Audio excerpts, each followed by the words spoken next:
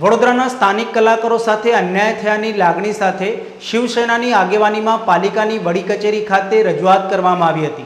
કલાનગરી તરીકે ઓળખાતા વડોદરામાં પાલિકા તંત્ર દ્વારા કલા અને કલાકારોને પ્રોત્સાહિત કરવા પ્રવૃત્તિઓ થતી નથી। મહારાજા સયાજીરાવ ગાયકવાડે કલા અને કલાકારોને પ્રોત્સાહન આપવા તેમના કાળમાં ખૂબ જ પ્રવૃત્તિઓ હાથ ધરેલ હતી।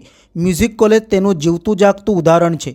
આજના શાસકો સિમેન્ટ કોન્ક્રીટના જંગલો ઊભા કરવાને જ વિકાસ માને છે, પણ કલાની પ્રવૃત્તિ શહેરમાં વેગવંતી બને તે માટે કાર્ય કરતા નથી। સાથે શહેરમાં આવેલ હોલ બુકિંગમાં પણ સ્થાનિકો સાથે અલગ વ્યવહાર અને વડોદરા બહારના કલાકારો સાથે અલગ વ્યવહારની બાબતો પ્રકાશમાં આવી છે। કલાનગરી તરીકે ઓળખાતા વડોદરામાં સ્થાનિક કલાકારો સાથે અન્યાય થતો હોવાના ગંભીર આક્ષેપો જાહ્નવી કલાવૃંદ દ્વારા કરવામાં આવ્યા છે। તેઓએ શિવસેનાની આગેવાનીમાં પાલિકા કચેરીએ આવેદનપત્ર આપી રજૂઆત કરી છે। આક્ષેપો મુજબ શહેરમાં આયોજિત વિવિધ સાંસ્કૃતિક કાર્યક્રમો માટે હોલ ભાડે આપવા મામલે બહારના કલાકારોને તુરંત જ મંજૂરી મળી જાય છે, જ્યારે સ્થાનિક કલાકારોએ કરેલા બુકિંગો કાં તો રદ કરવામાં આવે છે કે સ્પષ્ટ કારણ વિના નકારી દેવાય છે।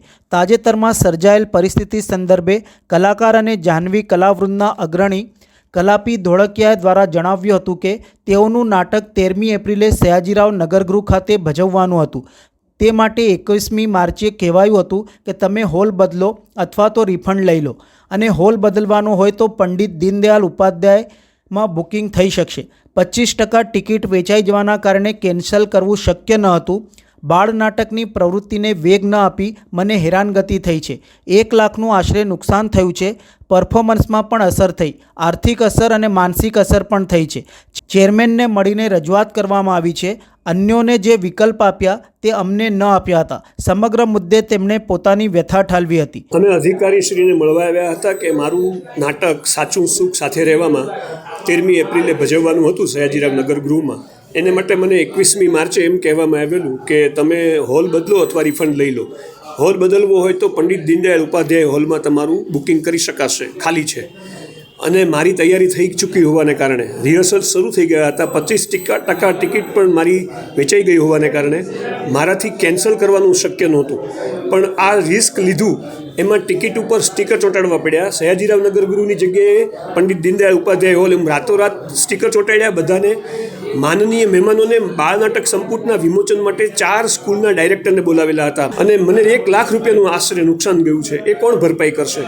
કારણ કે પંડિત દીનદયાળ ઉપાધ્યાય હોલમાં સગાવાલાઓને નાટક જોવા આવવામાં તકલીફ પડી છે। બપોરનો શો હતો, તડકો કેટલો પડે છે।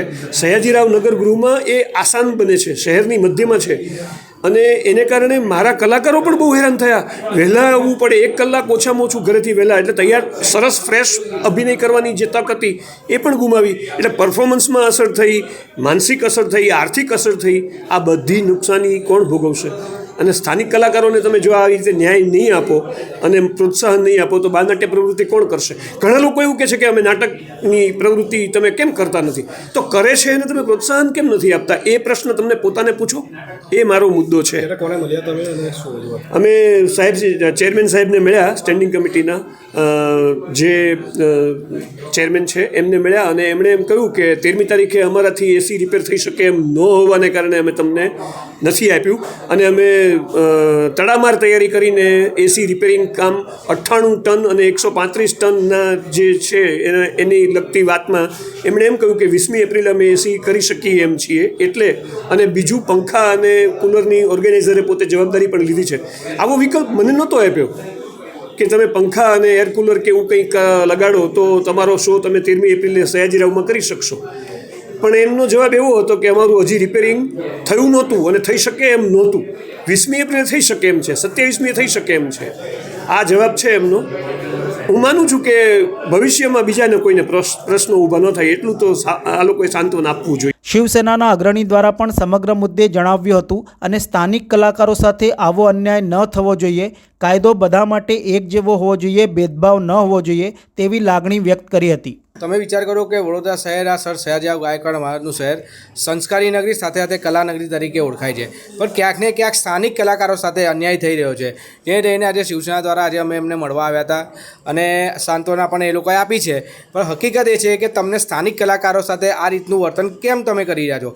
તમે જ્યારે એમને હોલ આપ્યો ત્યારે તમને નહોતી ખબર કે ભાઈ આપણે રિનોવેશનમાં નાખ્યો છે કે એ કર્યો, તમે સડનલી એમને કેન્સલ કરી દીધો અને હવે 20 તારીખે એક 20 સારા એવા કલાકારનો શો છે 20 તારીખે, તો ત્યારે તમારી બધી તૈયારી થઈ ગઈ છે. એટલે સ્થાનિક કલાકારોને તકલીફ કરવાની, વેઠવાનું બધું એને ખોટ વેઠવાની, પણ બહારના લોકો આવે તો એમને VIP ટ્રીટમેન્ટ આપવાની, આ શિવસેના પણ સહન નહીં કરે, જેના લીધે આજે અમે